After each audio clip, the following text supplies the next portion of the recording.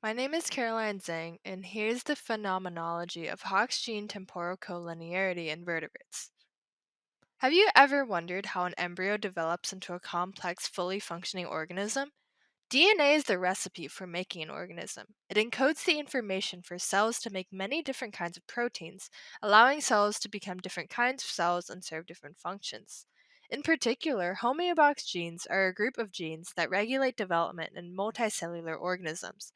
This large and ancient class of genes can be found in all kinds of organisms, from humans, flies, jellyfish, daffodils, yeast, and so on.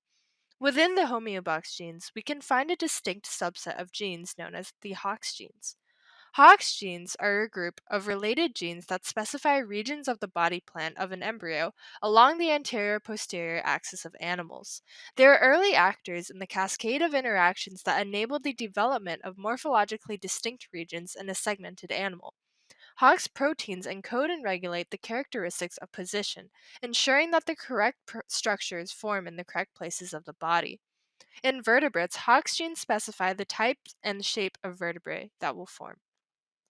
Hox genes encode proteins called transcription factors, which are capable of binding to specific nucleotide sequences on DNA called enhancers, through which they either activate or repress hundreds of other genes.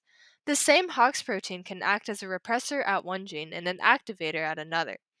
It's important to note that while Hox genes give directions for what should form where by coding for various transcription factors, they themselves are not part of the limb formation. Like the director of a play, Hox genes direct the order of body parts and limbs, but they don't act in the play itself by participating in limb formation. Vertebrate Hox genes form clusters that display a high level of organization. They are tightly structured, generally devoid of repeats and interspersed genes, and all genes are transcribed by the same DNA strand. This organization has functional relevance, as the transcription of each gene in time and space depends upon its relative position within the gene cluster. In particular, Hox gene temporal colinearity, or Hox-TC, refers to the phenomenon where the spatial ordering of Hox genes within their clusters in the direction 3' to 5' corresponds to the time of their first expression, earlier to later, during embryonic development. It can be seen as sequential waves of Hox gene expression that proceed forward along a developing embryo, providing precursors of embryonic tissues with position specific Hox information along the trunk axis. This phenomenon is thought to be central to the embryogenesis of vertebrate body plans. Experimental evidence shows that each of the four mammalian Hox clusters, A, B, C, and D, starts to be activated at its 3' side. The process gradually extends to the middle of the clusters and register with developmental time until it reaches the 5' most genes.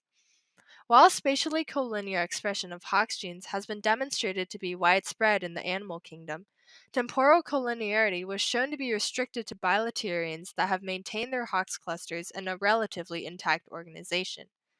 Studies using in situ hybridization to examine tissue specific spatiotemporal expression of Hox genes in frog, chicken, and mouse embryos show that this sequence is almost perfectly temporally linear.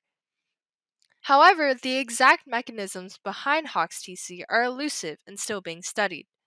Current studies show a combination of cell-localized mechanisms including BMP anti-BMP interactions, collinear chromatin opening, and collinear Hox-Hox interactions appear to be the core of collinearity for all Hox genes, which are then synchronized on a multicellular level by anterior-posterior external signaling morphogens. In vertebrates, Hox temporal collinearity is intimately linked to spatial collinearity. It generates SC via progressive interaction of BMP dependent Hox temporally collinear non organizer mesoderm with anti BMP organizer signals, shown in Xenopus gastrulation. Regulation of Hox collinearities by BMP anti BMP occurs generally in vertebrates and is central in a core collinearity mechanism. There's evidence that collinear chromatin opening is also involved. It is regulated by topologically associating domains, each containing multiple enhancers at the end of each Hox cluster so far studied. This cis-acting mechanism appears to involve changes in chromatin architecture, with removal of inhibitory marks on chromatin histones and addition of activating ones. Hox-Hox interactions have also been shown to be involved in collinearity.